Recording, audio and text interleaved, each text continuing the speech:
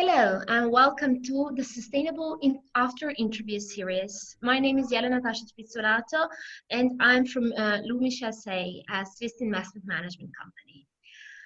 As many of you know, in this weekly interview series, we've been exploring the ways in which the COVID-19 crisis could actually serve as a catalyst for change, specifically in fashion.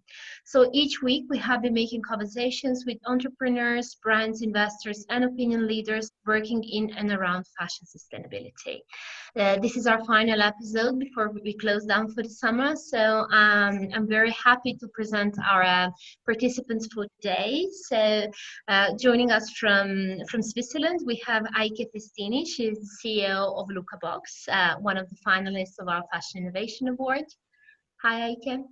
Hi, Jelena. Then also from Switzerland, we have Reid, who is the General Manager Services and Support EMEA at Microsoft. It's a pleasure to have you with us, Andrew. Delighted to be here. Thank you. Thank you for joining us. And the last but not least, we have Jonne Hellgren, who is the CEO and co-founder of RePack, who's joining us from Finland. Hi, Jonne. Yeah, thanks. Hello.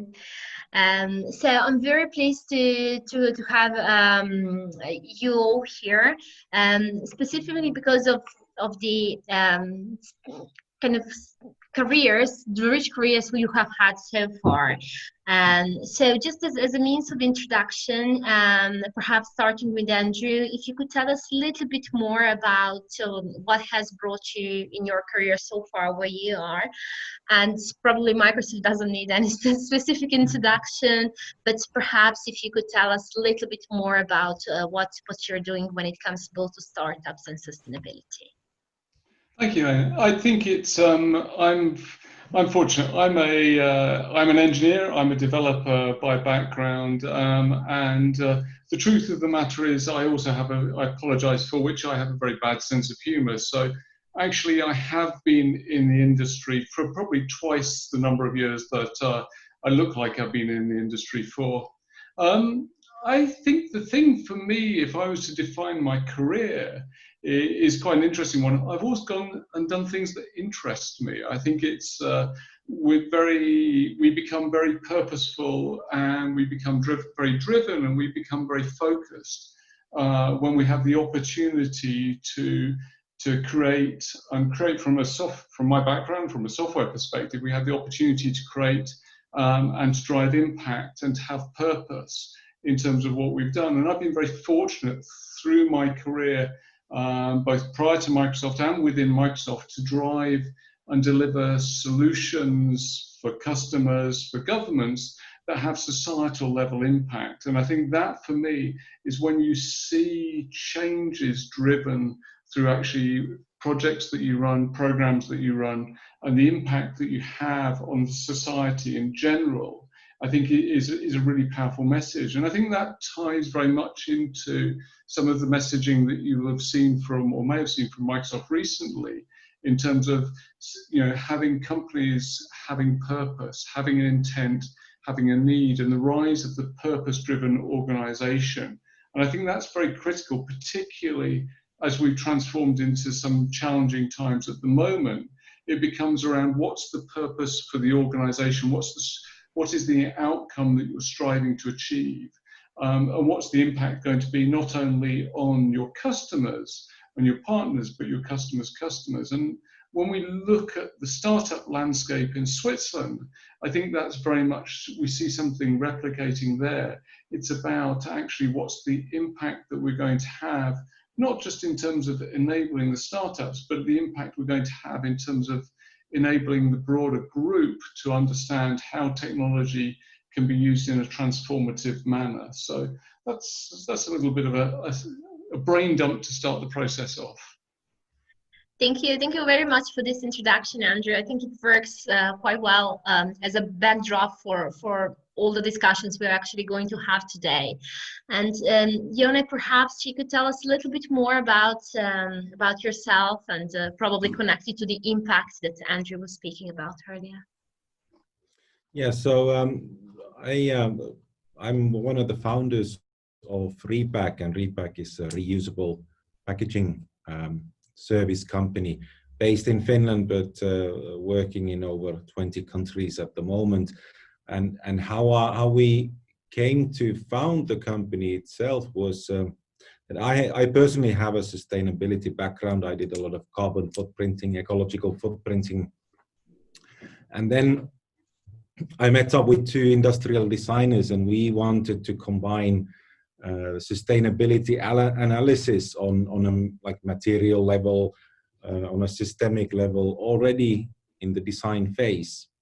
Work with a lot of logistic companies and post offices, and that's where the idea that why could we not solve the problem of single-use packaging in e-commerce with a reusable service, just like we have in the Nordics for the bottle return system that is used by everyone, basically grown up with that.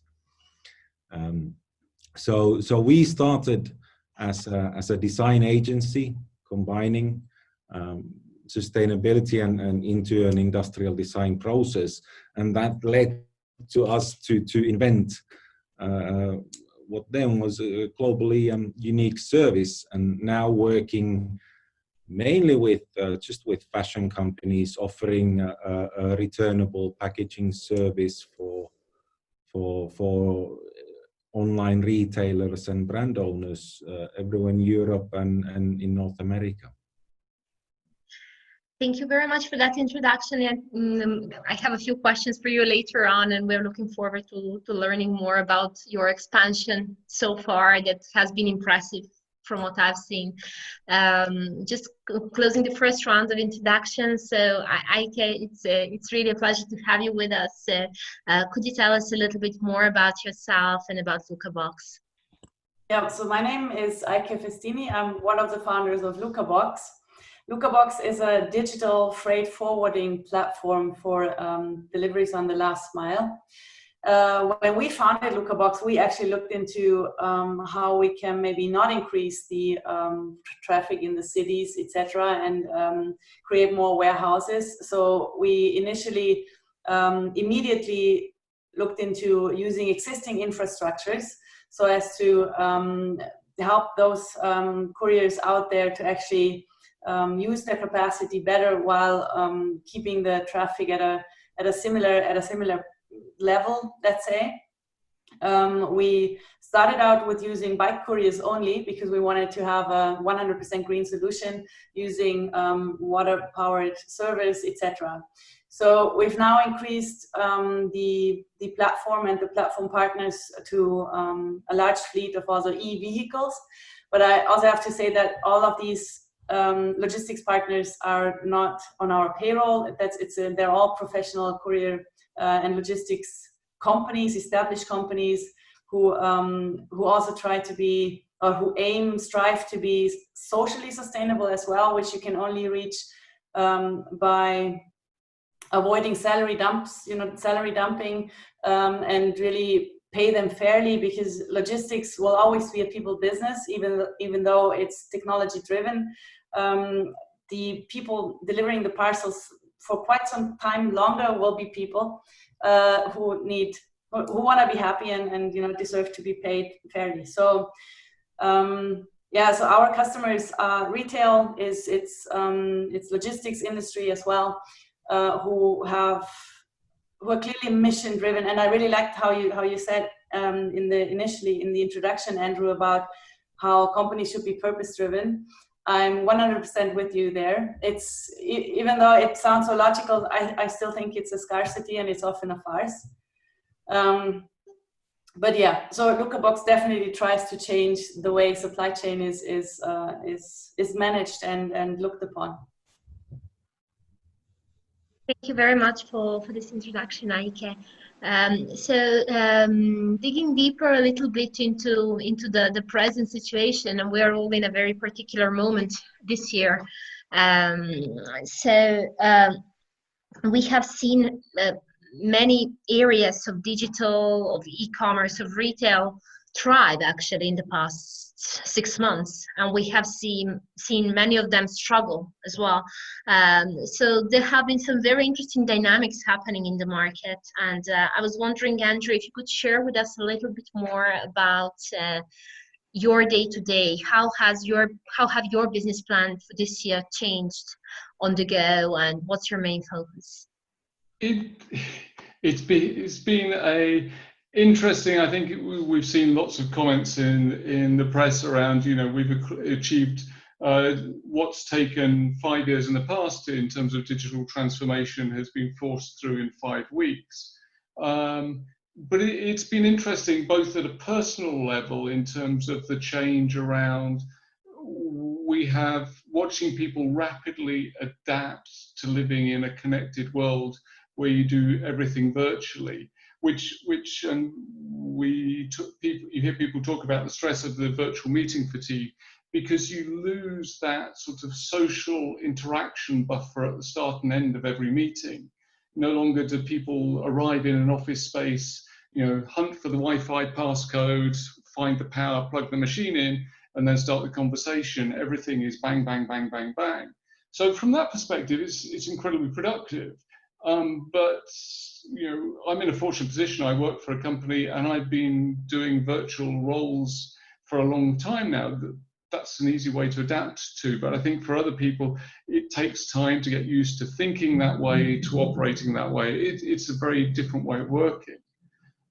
At the same time, I have seen the rise of new businesses. I see the interest in the startup landscape continue to grow, and I'm very, very fortunate, and I really take my hat off to my peers on this conversation, because I've watched the startup arena grow from the safety of a corporate environment. I haven't been as brave as my colleagues here, and I think that's watching people prepared to make the step. I think it has been, we've continued to see a growth of startups, a growth of new businesses. And the thing that's really, you know, energizes me is seeing the cross-fertilization. You know, somebody starting in virtual reality, looking at doing conference calling, looking at actually how can I use virtual reality or mixed reality to actually articulate what a shoe might look like, and to give that real level of crispness and clarity to the 3D image, and the ability to manipulate that 3D image in a way that we would never have dreamt of without being in the situation we're in now. And I think it's that one that how do people innovate at times when the ground rules totally change? And I think that's a wonderful thing about the tech industry, is that ability to take something from a completely different sector and plug it into a completely different space, you know, and to actually redefine the way in which things work. And I think I could describe it beautifully in terms of re-looking at the way in which the supply chain works. I think that's the one, it's that opportunity just to think about it in a completely different way and to challenge ourselves, how do we do things differently? Thank you, Andrew. Connecting with this point of both innovation and maybe the acceleration of some sort of behaviors that were underlining before. Jonne, could you share a little bit more? So you're coming also from Finland, so you've been living, let's say, a lighter version of pandemics in respect of some other people elsewhere in Europe. So how has this pandemic affected your business, and what kind of trends do you see changing in the industry where you operate? Well, we've seen the impact on our business is kind of two-sided in that sense, that the existing RePack using businesses have their e-commerce volumes have gone up 4, 5, 6, 7x to normal times. But overall, of course, their retail business, unless they are pure e-commerce players, has gone down, which has resulted into that it's been quite difficult to get new customers start up with our service in the past few months because of their lack of clarity as to what is going to happen, loss of resources, both financial and personnel resources to implement anything new. And at the same time, their e-commerce has grown massively, which has created new bottlenecks in the warehouse, for example, where you have a limited number of people that you can have working in a shift due to COVID restrictions. So in the short term, it's been mixed. So it would have been nicer if we had more customers, existing customers, due to the impact it has had on them. But I think in the longer term, this will have a bigger shift in retail to online environment. Shopping habits will move online more quicker than expected, and probably in bigger volume. I don't expect it to stay at 6x or 7x, but there will be a big increase in e-commerce in general. But also, I think we're going to see we're going to lose a lot of retailers and brands due to the COVID situation. And let's see how that will impact, again, going back to these purpose-driven businesses, that will it also impact consumer behavior, that people are looking at brands with a different point of view, in that sense, that where and who are they going to spend their money with in the future, and will it drive the sustainable and purpose-driven businesses, or are we going to get a backlash instead of people consuming more at the cheaper end of retail in the future? I don't think anybody knows that at the moment. Yeah. Aike, how are you seeing the situation? Is it something that you're also perceiving in the Swiss market, or is it a bit different? Well, it depends. Like if we're looking at LuckaBox per se, so we of course were hit initially simply due to the brick and mortar stores. Sorry, there's a serious thunderstorm right now, so yep. if it gets a little loud. But no, but I'm glad it's finally coming down. It was, so we initially took a hit from the brick and mortar stores not being able to have any deliveries out of their stores anymore. But what we did immediately was we looked at our technology and looked at how maybe it could serve the broader community, and that's how we simply over the weekend sat down and coded an end consumer app where they could simply order food grocery delivery just around the block, for instance, so that those people that were at risk, and the elderly could simply use our tool, or their family would use our tool to order grocery deliveries. So that was done over the weekend, and we could just launch it immediately, of course, because we're a smaller team than Microsoft is. So that was very easy to roll it out and test it, and it was taken by the market pretty well. What I also found very fascinating was that the majority of our clients were all of a sudden very, very pragmatic again. Processes didn't matter that much anymore, and maybe the bureaucracy was decreasing a little bit. I enjoyed that very much. So most of our clients now all of a sudden use SMS as an order channel, and just had our partners deliver the stuff from their stores, instead of the warehouses or somewhere else. It's just the pragmatism I liked, and I also liked the focus on the regionality again. So it was all of a sudden the borders were basically closed down, so you needed to be very resourceful into where you get your things, and so. Our regional network of couriers was alive very much, which I enjoyed. I enjoyed the pandemic on many levels. Of course, it's drastic what's happening, but I think it also has a lot of good sides, and not only for our business. Absolutely. I think that that's somehow the feedback that we're getting from many sides, that although in general, obviously it's a health hazard, but actually there are many positives that it is bringing. Andrew, after the two comments we have heard from Aike and Jonne, so how do you perceive the present moment? From obviously you have a much, let's say, broader view about how this thing is affecting both the business globally, but also how do you see this thing moving forward, and where do you see also the role of technology reinforcing in some way the business is going forward? That's wonderfully, thank you, Jelena. That's a wonderfully open question in terms of, you know, how do I see the world panning out and rolling out, and I think that's the one. I think it's going to change, and I think it's dependent on a number of things. It depends on, you know, when we get to vaccine state, what happens in terms of what we're seeing in the press at the moment in terms of cases rising. So I think that variability will ultimately drive into confidence, which will ultimately drive the consumer.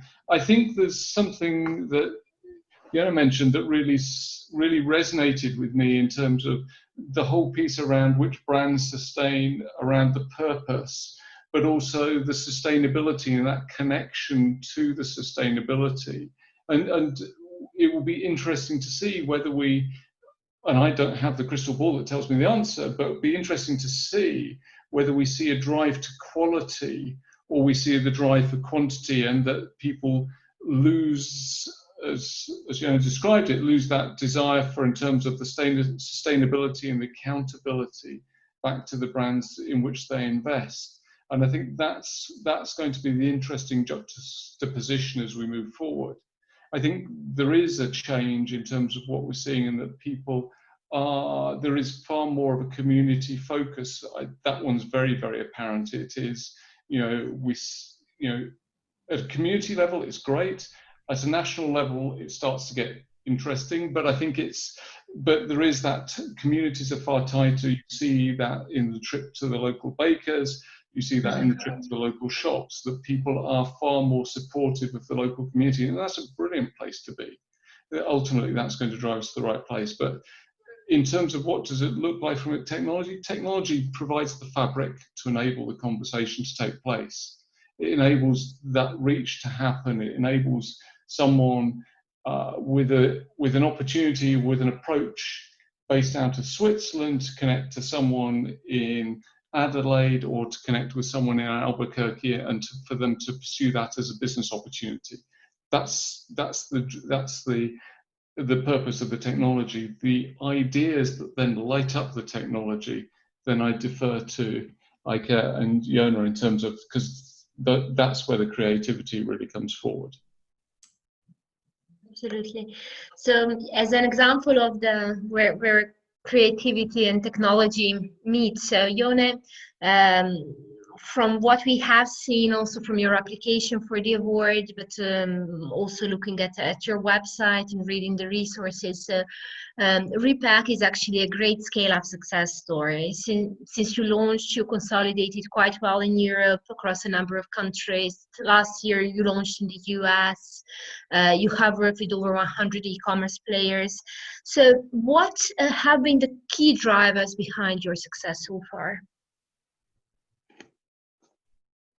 We had our first customers already back in 2014, and those were small brand owners in Finland who weren't really asking what is reusable packaging and why, but they were keen on on testing a new solution, and kind of those crazy innovators who thought that let's see what this is and how it works. But it took quite a few years before we could actually, before we started seeing growth. I think there were two main factors that enabled that growth. Was first, the circular economy framework by Ellen MacArthur Foundation kind of made a breakthrough in the industry. So something that circular services or reuse became part of the discussion on a strategic level for many companies. And the other one was probably the Blue Planet effect by David Attenborough, and that took the whole discussion of what does single-use, especially single-use plastics, mean to the environment, and brought that attention to all of our feeds in social media or in traditional media, that we could not miss it. So that those two kind of created a market. So it wasn't any more of a discussion when we talked to a global brand that what is reuse and why would we even bother?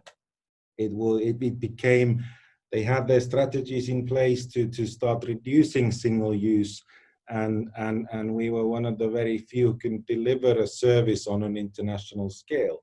So it quickly went into a discussion, okay, so how do we do it? How can we work together instead of asking the questions, why would we even do something like this? And could you explain, please, a bit more, like in very practical terms, how your service works? So how do you work with the brand?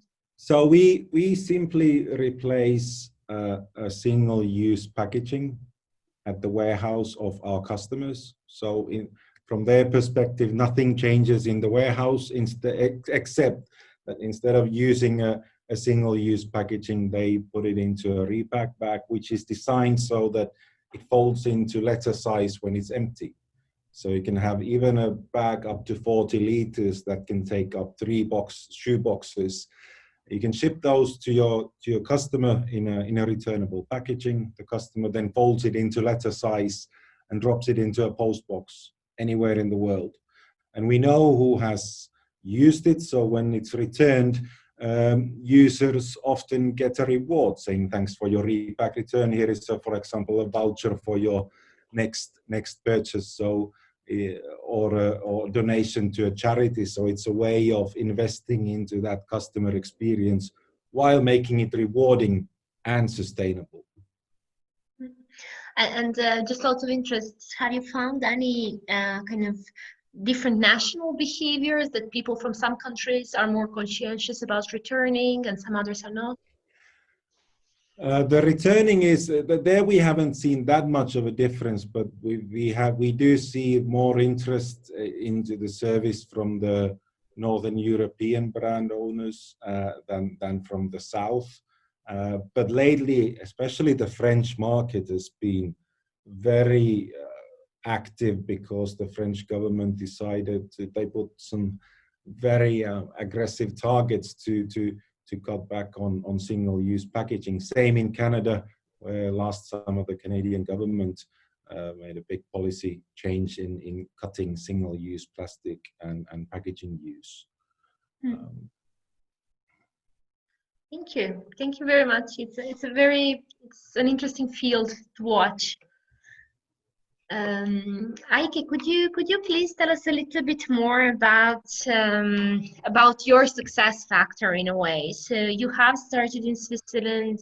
You have found a very clever way, actually, of creating green on-demand transportation, which was both scalable and flexible in a way. So I think that at least looking from the outside, looking at the reactions of the media, because you've been receiving lots of media coverage as well, I see that those are the things that are kind of sticking out. So in your view, like, where is this media interest coming from? What would you identify as the strongest selling points that you have? I think it's two. The media interest, I think, is two things. I think one is definitely what we hear a lot is also that it's two female founders in a very male-dominated space. And that's not just technology, that's primarily the logistics space. Sometimes like among 100 men, we're the only 2 women. So it is real, the struggle is real. No, but I think that's definitely part of the media interest. And also the fact that we are actually solving a problem for retailers while contributing to the environment. I think that's a very nice combination, which has helped us in succeeding so far, and also getting a lot of attention. In terms of USP, as a digital freight forwarder in the last mile space, that's a pretty new thing. I wasn't kidding. We heard it. So yeah, that's a pretty new thing. It's the fact that our technology works completely seamless while being hands off, but also giving our customers the flexibility to plug and play carriers as they like and as they see fit, you know, to create a fully green solution or a mixed solution, or even plugging in their own fleet. I think that's pretty unique. I see. And if I can ask, are you, you and your co-founder, are you both from the tech side, or one is from the business, or what's your background? Yeah, no, it's my background is IT management and business development. And my co-founder, I always say she had logistics for breakfast. Her whole family is in logistics. That's all they talk about. She really gets little hearts in her eyes when she talks about a warehouse and the logic and so she's the logistics crack, and that's why actually I think we're a very good fit for the business. Yeah, it's very important.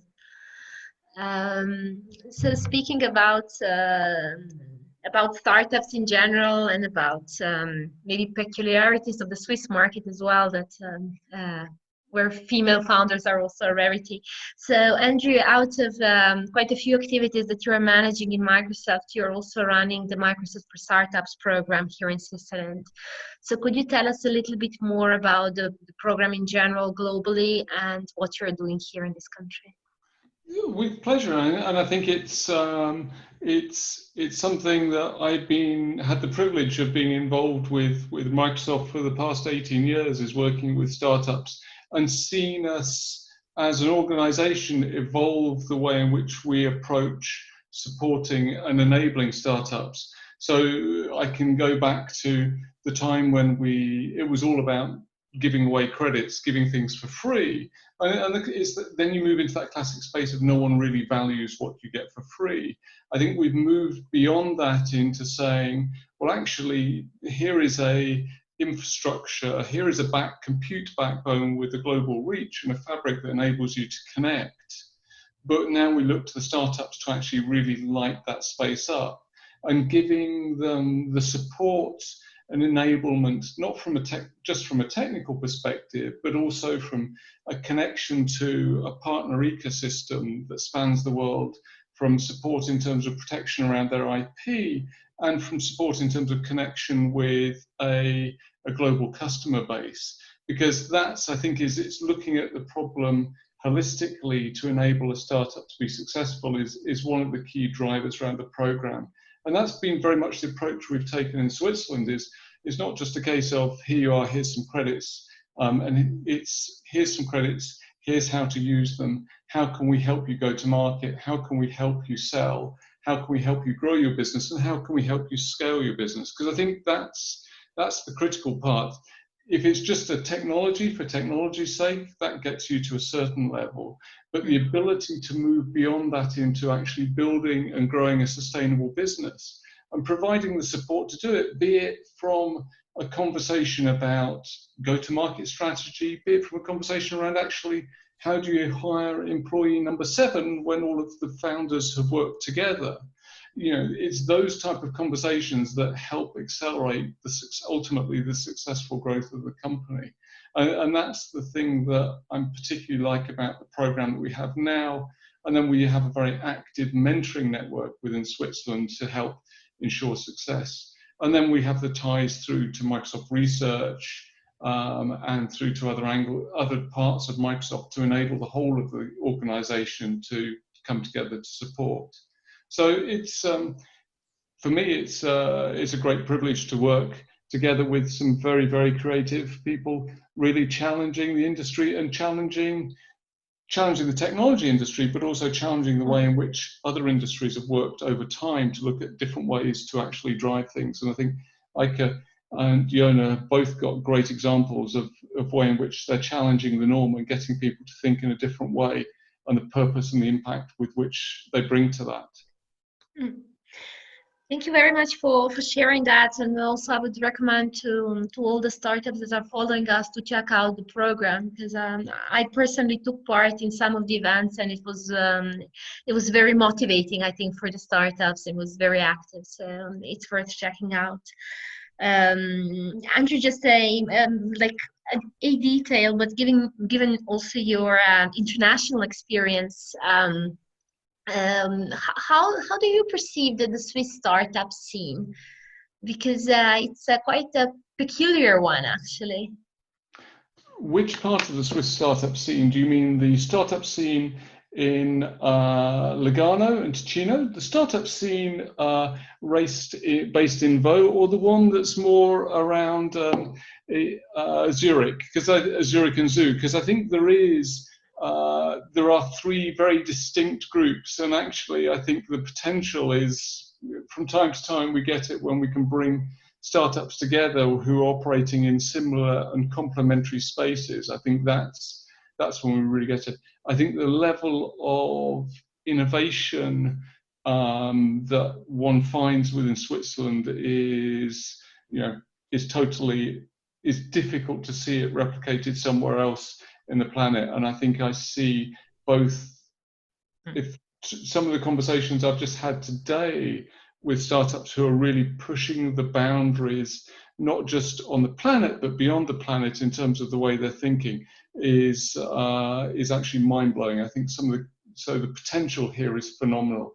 And I think it's how do you take that forward, and how does that grow, and how does that progress over time is the challenge. It's the classic one of moving from the initial idea to reaching through to global scale. And I think Jonne described it beautifully in the way he's actually taken it to actually get global reach, and that ability to have a view in terms of the impact that he's having, not just in the Nordics, but going beyond from a global perspective, is a phenomenal place to be. Thank you very much, Andrew. So connecting Jonne to what Andrew was mentioning before, so he said like we actually connect to startups with partner ecosystems. So there is kind of a leitmotif of this ecosystem, and when it comes to growth of startups. And RePack, as you mentioned before, you're a part of that Ellen MacArthur Foundation, and it has played a role in your growth as well. So if you could tell us a little bit more about joining an ecosystem, and what kind of wing into your sales it can give you if you are a startup. Yeah, and it's a good question, because it actually takes me back almost to the beginning of the RePack story, because the first thing that we really had to figure out is that who is our customer. You think that packaging that is taken back by the postal network, that the post or a logistic company would be an ideal customers, because they provide services to all kinds of online retailers. But quite quickly we discovered that the logistics companies are not the most innovative or keen on changing anything. So that led to us looking at segments. So what online or e-commerce segment would benefit and had the reusable packaging. So we talked to online food service companies, electronics, furniture companies, and the first segment that we actually designed a packaging for was books. They failed miserably, so we had to find. So the books was the first one, but at the same time we started working with a clothing brand, and that was quite quick. Okay, this is where a flexible packaging works quite well. It happens to be the biggest online segment as well, has a huge sustainability problem.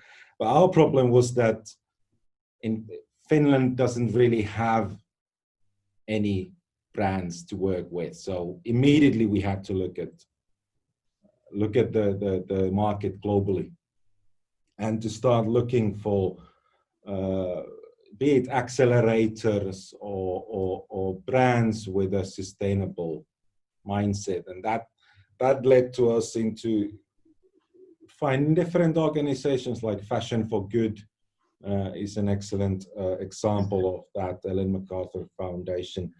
But for us, it's been a massively important to connect with this ecosystem, because we are at the periphery of Europe. There's very few internationally known brands. So no matter who we work with in Finland, the word doesn't really reach outside the borders. So for us to connect with the global ecosystem has been massively important. Thank you for sharing that, Jonne. Aike, maybe connecting to this point in a similar way, and it is one of the things that that we often discuss with startups. So one is the ecosystem participation, and the other one are the awards. So LuckaBox is in Switzerland, at least, you have collected many recognitions along the way ever since you launched. So if you could kind of single out one key reason, one key benefit that it has brought to you. The main reason why we're going for the awards is sometimes it's, of course, you get funds, but the main reason is exposure. It's marketing, it's credibility, it's networking. So it's, for me, it's a great opportunity to market the company and get the brand out there. So that's but we've been a little more quiet on that side in the past now. Okay. So definitely worth trying for any aspiring startup. Definitely, no, definitely. It's even the people you get to meet, and the jurors usually are investors. So it's just basically when you mention ecosystem, usually the awards are around some or the other ecosystem, and to get into basically each one, and or the ones that would suit your startup and industry the best are definitely worth it, even if you don't win. So it's so it's about expanding the network. And also when you win, there's sometimes the prize money, which is very important to start. It's not negligible. Yeah, absolutely. So. Yeah, definitely. So we are slowly drawing our discussion to a close, and we have a couple more questions for each of you. And I'd like to ask Andrew, because you meet lots of startups and you speak with many people. So, and I'm sure that you definitely see many good examples, such as the one that you mentioned before, about the startups thinking beyond the planet even. But then I'm sure you also see lots of bad examples as well. So what advice would you give to an aspiring B2B startup? What to do, what not to do? I think that's a very difficult person, who's someone who I recognize myself to be a corporate animal, to answer me advising a startup as to how to be successful. I think there's a certain sense of which I'm not sure I'm fully qualified to that. So I think out of respect to Aike and Jonne, I'd have to turn around and defer that one to them, because I think that would really be presumptuous of me. If I can then rephrase my question and asking you, so what would be the key criteria you would look at when taking companies on board Microsoft for Startups? I think the one anecdote, and so I will share with you, because I think that's the better way of doing it, is that Microsoft runs a internal hackathon once a year, which is very much focused on projects that will benefit society, will have impact, and they're chosen, selected by employees and selected by Satya and his leadership team. And they get incubation for 12 months in Microsoft's Garage, which is effectively our skunkworks. I've been working with the team who was successful last year, who were doing some work around early detection of epileptic seizures. And I came on board, and my challenge to them was, and they said, we've written lots of code. We've written lots and lots of code. We've written hundreds of lines of code. We've spent the last 3 months coding. And I just went, show me. Show me. Show me. And it's very, very easy to get lost into the world of, this is a really difficult challenge. I'm really going to wrap my head around it from a computer science perspective or from a business perspective as to how I get there.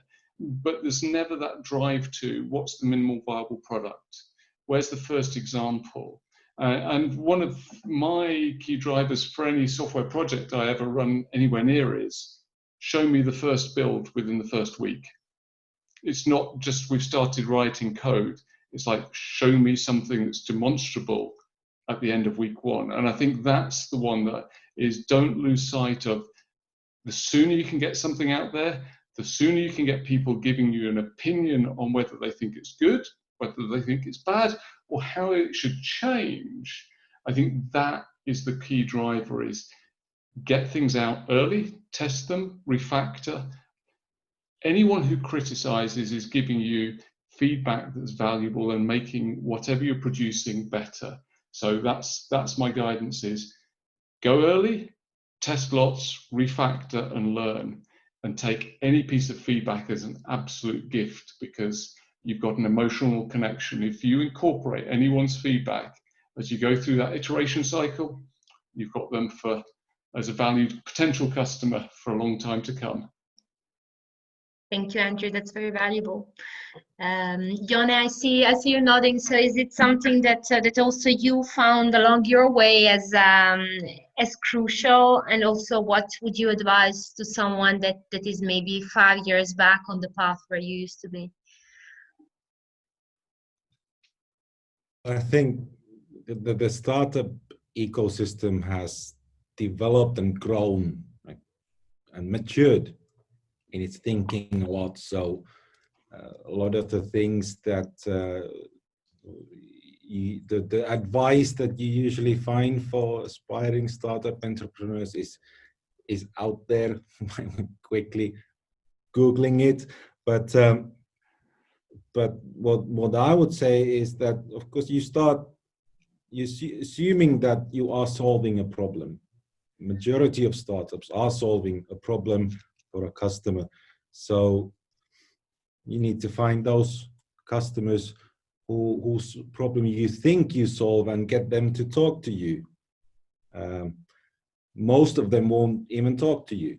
They don't find you credible enough to give you the time, an hour or 30 minutes to discuss the issue. But when you do find those, usually at the beginning they are small players, but they have a mind that is looking for new things. So when you find those innovative minds, in those first meetings, you kind of have to find out if the problem that you're solving is real, is it big enough to build a business, and will your customers actually pay money for you to solve it? And this is something that we, when we started doing it, we discovered that everything else except that they are probably not willing to pay for it at that moment in time. We were too early in the market. So there was really no market to grow in, no matter what our solution was, until what I mentioned earlier, the frameworks of circular economy and Blue Planet came along. So in the beginning is, no matter how great your product is, if there is no market, you're dead in the water. So understanding the timing is also crucial. Yeah.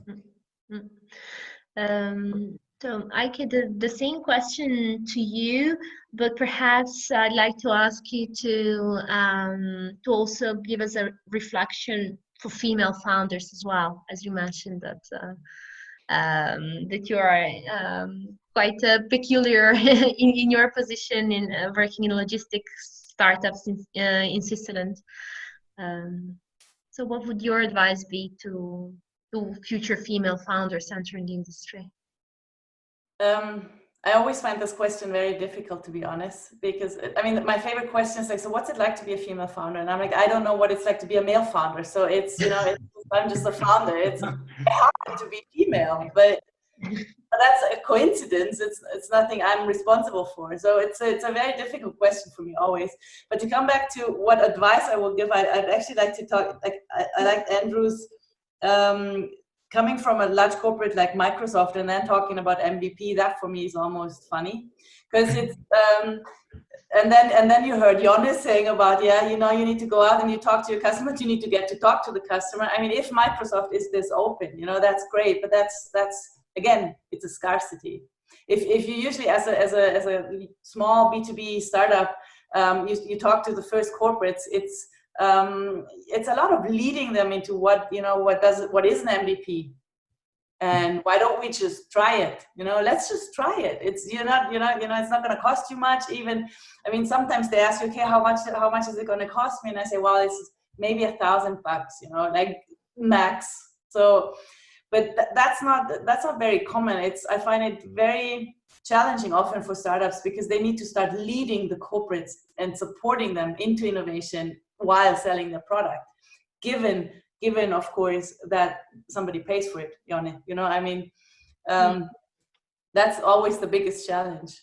So yeah, coming back to the advice I would give is also it's along the lines with, it's actually along the lines with both of Jonne and Andrew. It's talk to them, talk to your clients, get as much information, and make sure you also have a really good solid set of questions that you ask them, you know, and that you can ask over and over again, so that at some point you have like a catalog of answers which helps you in refining the MVP and in building something they will pay for. And I mean, the biggest question is also, okay, it's always, so at what stage would you pay for it, you know, and how much? So I think being really, really inquisitive to a point that you become a pain, you know, will help you in the next years. So, I mean, we're still doing it. It's a constant process, but yeah. Thank you very much for that. I think it's going to be valuable feedback to some of the people following us. So during our discussion to closures, and we have, you have all mentioned at different points of this conversation that nobody actually knows if sustainability is going to be fully embraced, or we're going to just go to the other side of the spectrum. So Andrew, I'd like to ask you, so there have been quite a few worrying voices over the last few months that the pandemic could prove to be a huge setback on the sustainability efforts so far. On the other hand, we have seen some very positive signals as well. So how could we ensure that sustainability remains high on the agenda? I actually think what is it? You plan for the worst and hope for the best. I think there's a piece of which we are seeing an increase in the sense of purpose. I think the one thing that this time has given people is connection with their families, connection with their home lives, connection with other things beyond work. And as a consequence of that, a greater sense of purpose. So people are looking at it and going, actually, I'm very conscious of the fact I have, you know, I used to spend 2 hours a day commuting, that I can now invest in my family, I can now invest in my own well-being, I can now invest in other ways. And I do think that we will see not just the younger generations, I think we will see all generations say, actually, I'm more conscious in terms of the purpose that I have to what I do, how I spend my time, how I invest my time. So with my confident hat on, and my optimist hat on, I look at it and go, actually, I think people will look at things and go, with a stronger sense of purpose. And I think we've seen some of the feedback out of China in terms of people are being far more conscious about where they spend their time, where they spend their money, where they invest. And I think that we'll see that replicated as we start to emerge in whatever form we do, that people are far more intentional about where they spend and what they spend. And I hope that we do see that drive for, you know, purpose, quality, and sustainability, and how those intermingle together. Thank you. Jonne, the same question to you. So how do we ensure actually that sustainability remains high on the agenda? A really tough question. Tough question when you, it's like it's a tiny, tiny company. And at the same time, in the past year, you see the world has gone crazy with Amazon rain, and Australia fires, with Siberia heat waves, with the corona, these crazy world leaders that we have. Yeah, sometimes tough to be optimistic. But from my own perspective, I think the only solution that I've come up with is to show that things can be done differently. Lead by example, no matter how small is that, and prove that a sustainable solution helps the environment, backing up with data. It improves customer experiences, builds relationships with the brand owners and their customers, and then that you actually add in, plus that you make it sustainably. I think that's the only thing I can do at the moment in this. Thank you for sharing that, Jonne. Yeah, it's a difficult one. Aike, so the same closing question for you. So how do we ensure that sustainability doesn't take a backseat? Yeah, I fully agree with what Jonne said on. I mean, it's all about our circle of influence, right? That's no matter how big or small your company is, or you know, you have responsibility in your life somehow, and every penny you spend is a vote, you know, and so I think it's not neglectable to, you know, be a business owner, especially because you're touching many lives. But the same if you're in a corporate, every life you touch, you can influence. So I'm not saying go out and preach, but take the right decisions, you know, and they will speak for themselves. So I think it's the decisions we make on a daily level that will, in our circle of influence, maybe change something. Yeah. And I'm very optimistic. And there are many things in this world that I'm not happy with, but there are so many beautiful things, you know. It's also about where do you focus on? What do you look at? What do you look for? So yeah. It is true that it can get overwhelming, and I think that's the definition of your circle of influence. It actually puts it in the right kind of dimension, because it's a very big problem. In any case, I would like to thank you very much for your time and for your insights, and I'm sure that our audience has found it stimulating. I for sure have, and I have learned quite a few things, and I have, especially from what Jonne was saying, I have also a few things that I'll be kind of thinking after this conversation